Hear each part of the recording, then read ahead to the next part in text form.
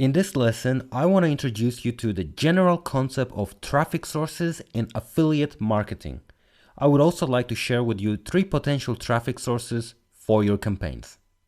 To start, traffic refers to visitors to your website or offer, and traffic sources refers to ad networks like Google Ads, Bing Ads, Facebook Ads. You can basically buy any type of ad format that you like. The most popular formats are pay-per-click ads, display ads such as banners, pop-up ads, pay-per-view ads, which are another form of pop ads. You can try push ads that target mobile devices and desktop PCs, and many social networks have ad programs such as Facebook and Twitter. Now I would like to share with you 3 potential sources for affiliate marketing campaigns. Bing Ads is a pay-per-click ad network. Bing is smaller than Google, but they still have a massive source of good quality traffic. Although smaller, they still hold approximately 30% of the search engine market share. They also have one very important advantage over Google Ads in that Bing Ads, they're not as strict in getting your ads approved. So I would say that Bing Ads is a very good source of traffic to start with. ZeroPark is the next traffic source I want to show you. Now this is another large traffic source. They have very good quality traffic for push ads. Push ads are a relatively new type of ad format. They are very good for mobile campaigns. Push ads are basically notifications that a person gets on their phone. And a good quality of push ads is that you are charged on a cost per click basis, so you only pay when someone clicks your ad.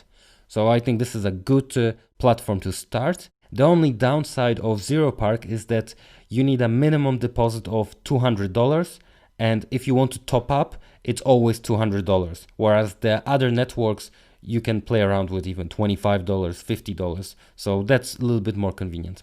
But apart from that, I think this is a good source to start with. And the third traffic source I want to show you is pop ads. Now this is a massive source for pop-up traffic. Out of these 3, I would say that pop ads traffic quality is the lowest, but they have very advanced targeting options. You can even target devices based on screen resolution.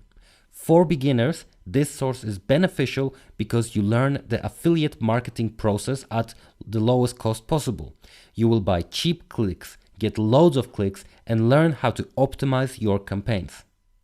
So in general, there are many more sources available, but I believe that these ones, they are good for starting out. However, when it comes to affiliate marketing, you should be careful with some traffic sources. I am referring to Google Ads and Facebook Ads. Although some affiliates are earning a lot of money on these networks, I want you to be aware that you can easily get banned from these. If you violate their terms, on many occasions, instead of warning you or trying to investigate your violation, they will just ban your account. One of the ways of getting your account banned is to use affiliate links in your ad campaigns. This will get you banned from Google and Facebook. There are ways to work around this, but this leads me to the next lesson about direct linking campaigns versus landing page campaigns. So I'll see you in that lesson.